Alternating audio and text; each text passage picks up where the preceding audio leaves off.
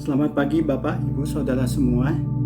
Pagi ini kita akan merenungkan bagian daripada firman Tuhan yang terambil dari Keluaran 17 ayat 8 sampai 16. Bagian firman Tuhan ini menceritakan tentang pengalaman perang pertama bangsa Israel ketika dia berperang dengan bangsa lain, yaitu bangsa Amalek di daerah Refidim di padang gurun.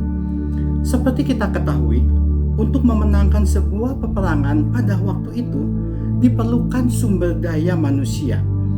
Kedua, diperlukan persenjataan yang lengkap.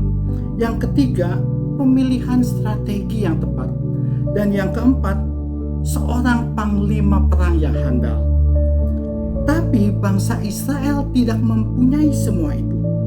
Bila dibanding dengan bangsa Amalek yang begitu siap, begitu siaga dan terbiasa berperang di daerah padang gurun dengan persenjataannya yang sangat lengkap. Tapi kita tahu hasil akhir daripada peperangan itu. Bangsa Israel memenangkan peperangan itu semua karena bukan kehebatan bangsa Israel, tapi itu semua campur tangan Tuhan di dalam perang tersebut. Saudara, Tuhan dapat membalikan sesuatu yang tidak mungkin menjadi mungkin. Campur tangan Tuhan inilah yang kita perlukan di dalam kehidupan kita, di mana setiap saat kita menghadapi peperangan rohani di dalam kehidupan kita. Seperti yang ditulis di dalam 1 Petrus 5 ayat 8, bahwa lawanmu si iblis seperti singa yang mengaum-ngaum berjalan berkeliling dan siap menelan siapapun orang yang dapat ditelannya. Nah, bagaimana supaya kita dapat menang di dalam peperangan rohani ini?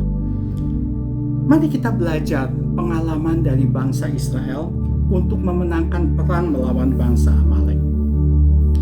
Ada dua hal yang dapat kita pelajari. Yang pertama, yaitu taat kepada seorang pemimpin. Saudara, ketika Musa berkata kepada Yosua di ayat 9, supaya Yosua memilih orang-orang yang tepat untuk berperang melawan bangsa Israel, pasti Yosua kebingungan. Pada saat itu kebingungan luar biasa. Kenapa? Karena ketika dia akan memilih orang-orang Israel yang siap berperang, tidak ada satupun orang yang siap berperang.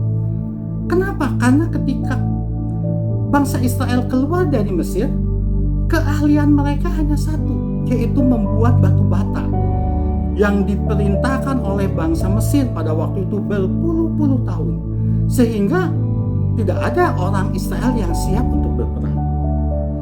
Kebingungan yang kedua, bangsa Israel tidak mempunyai senjata untuk berperang. Ketika mereka keluar dari Mesir, mereka tidak mempunyai senjata, tidak membawa senjata.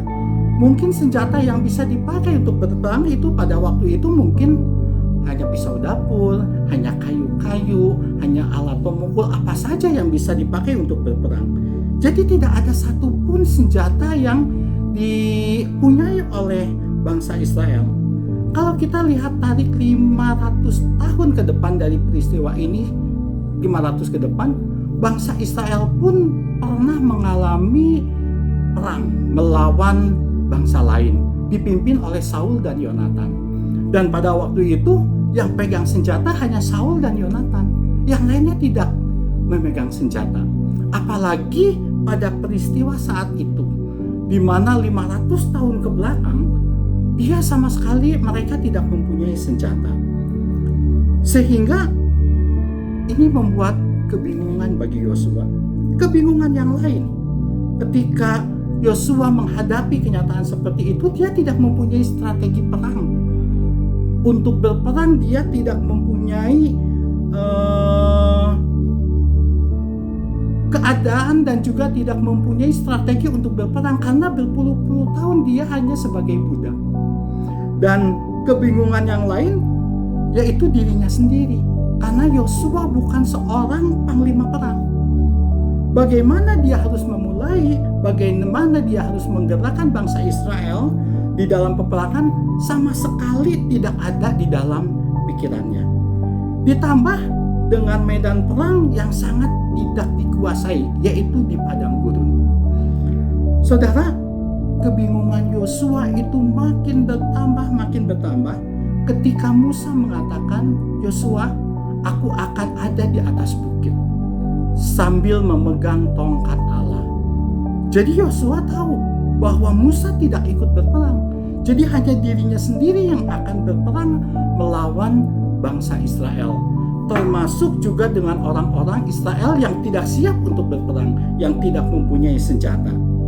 Wah, saudara, pasti Yosua kebingungan menghadapi hal ini. Tapi ada satu hal yang patut kita contoh dari Yosua, yaitu Yosua taat kepada pemimpin.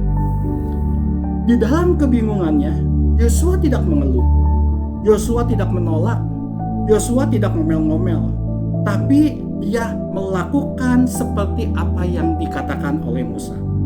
Saudara, ini adalah salah satu contoh yang perlu kita teladani di dalam kehidupan kita. Ketaatan kepada pemimpin inilah yang harus kita lakukan masing-masing di dalam kehidupan kita. Baik di dalam keluarga, baik di dalam gereja, baik di dalam pekerjaan, ataupun di dalam organisasi lainnya. Taat kepada pemimpin kita di dunia merupakan satu pembelajaran untuk kita taat kepada pemimpin agung kita, yaitu Yesus Kristus. Hal yang kedua yang kita bisa pelajari yaitu kehidupan yang disertai oleh Tuhan. Salah satu cara Tuhan menyertai kita dengan menghadirkan orang-orang yang ada di sekitar kita untuk menyertai hidup kita. Kalau kita lihat Musa memegang tongkatnya Allah, dia dibantu oleh Harun dan Hur. Mereka adalah orang-orang terdekat daripada Musa. Mereka adalah orang-orang yang dipakai oleh Tuhan untuk menyertai Musa. Oleh sebab itu, kita perlu memelihara, mendoakan orang-orang yang ada di sekitar kita. Apa itu keluarga kita, teman sepelayanan di gereja, teman-teman komsel, atau bahkan teman-teman di tempat kerja. Seperti ditulis di dalam kitab Galatia 6 ayat 2, dikatakan, "Bertolong-tolonganlah menanggung bebanmu, demikian kamu memenuhi hukum Kristus." Saudara, inilah rahasia sukses bangsa Israel untuk menghadirkan campur tangan Allah di dalam peperangan tersebut. Bagaimana dengan kita? Apakah kita mau taat kepada pemimpin kita? Apakah kita mau juga saling memperhatikan dengan kasih orang-orang di sekitar kita? Kasih dan ketaatan inilah yang mengundang campur tangan Tuhan di dalam hidup kita. Dan kalau Tuhan berpihak pada kita, siapapun tidak ada yang dapat melawan kita. Amin.